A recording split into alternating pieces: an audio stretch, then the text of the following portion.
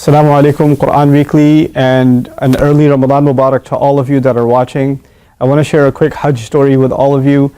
The day of Arafah was undoubtedly probably the most spiritually enlightening experience of my whole life. And of course, the entire day of Arafah at Hajj can be summed up as an exercise in dua. So the whole day of making dua, and by the way, since I'm on the subject, there are two books I really recommend every Muslim family should own. And you should just have in your home lying around, even multiple copies of it. So whenever you have a spare time, open up and start reading a dua.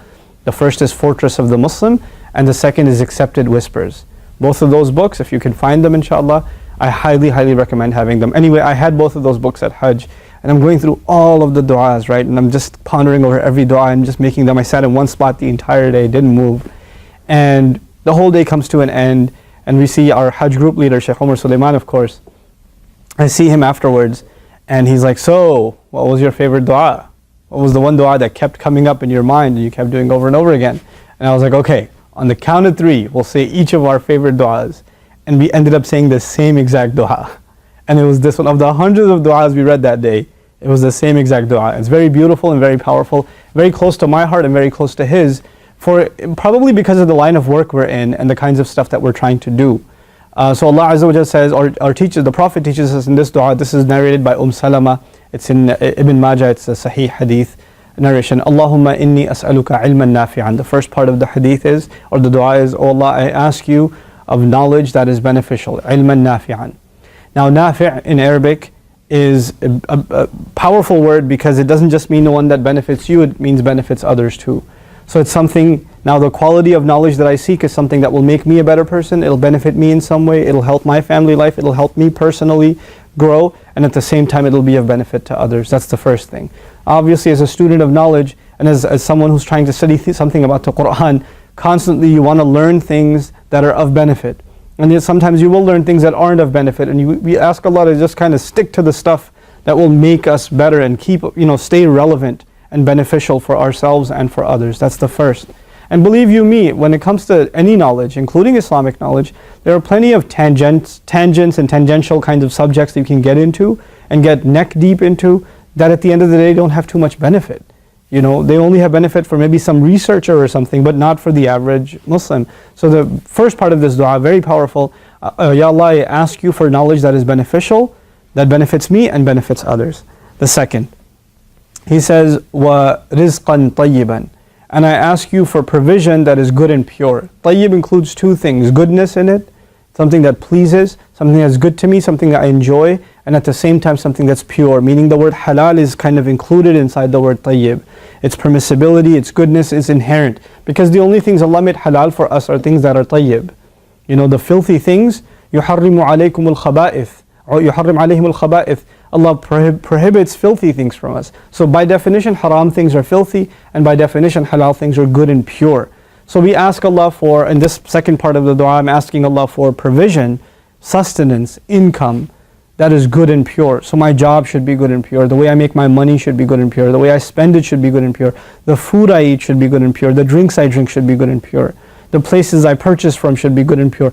All of it captured in one, like me as a consumer. A responsible consumer of all the things I take in should be good and pure. So one was about knowledge, nourishing myself, in the spiritual and in the intellectual sense, and the next is about nourishing my body, nourishing my physical being, my home. All of it should be rizqan tayyiban, good, healthy, pure provision.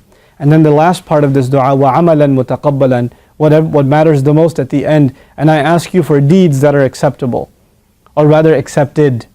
Not acceptable. Acceptable is probably not even the right word here. Accepted deeds. Mutaqabbal, that which has been accepted. Meaning, Ya Allah, don't let me do anything that isn't good enough, or that was done for the wrong reason. Keep me on point, keep me on track. Obviously, all of you know actions are based on intentions in Islam, right? So that by saying accepted deed, it's already implying that the intention should be good.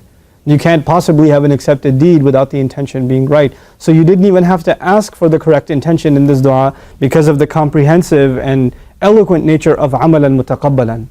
Because of that, it's already covered. And the other thing in that is sometimes your intentions are good, but what you do isn't based on authentic or good knowledge. You're doing something out of ignorance. And you think it's good, but it's actually not.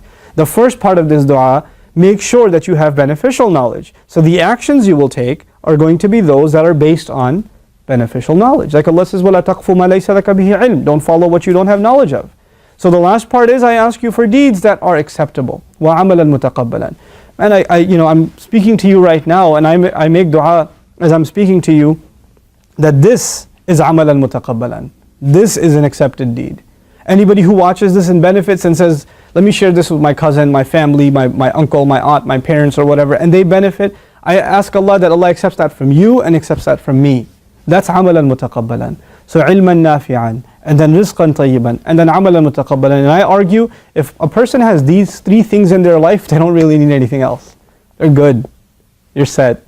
You know, what more can you ask Allah for? At the end of the day, all of our life will boil down to what we did that was worth something and what we did that was worthless. People whose deeds are worthless come before Allah, and Allah says, you know, خَفَّتْ مَوَازِينُهُ. Their scales are lightened. Another place He says, فَجَعَلْنَاهُ هَبَاءً مَنْثُورًا. They brought all the kinds of things that they had done, it was turned into dust that's scattered away. SubhanAllah, the deeds weren't accepted, you know.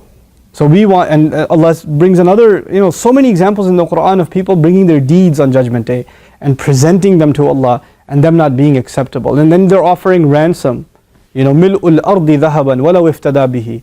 Even if they presented the weight of the earth in gold, it wouldn't be taken in ransom for them. So at the end of the day, all we can have is deeds that are acceptable.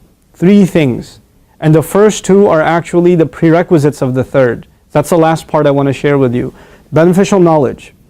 Beneficial knowledge. What does that beneficial knowledge do? It cleans your mind, it cleans your heart. That's what it does. It puts your intentions in the right place, it makes you remember Allah, it puts things in perspective. That's what beneficial knowledge does. It's a cleanser. What does good and pure rizq do? It cleanses you. What you take in doesn't corrupt you. You could have beneficial knowledge, but you're eating haram food or earning haram money and eating what you think is halal food but isn't halal food anymore because you're earning it through haram money. Then what's happening to you? Your insides are getting corrupted. You're spiritually getting corrupted. And when you're corrupted on the inside, your deeds are no good. So the first two things clean you up on the inside. And when you're clean on the inside and your heart is clean, then the deeds you do are sincere and they're acceptable. وَعَمَلًا مُتَقَبَّلًا. It's a very powerful three-step process in the cleansing of a human being that is so eloquently captured inside this very, very beautiful dua. I pray that all of you memorize this dua and use it like all the time.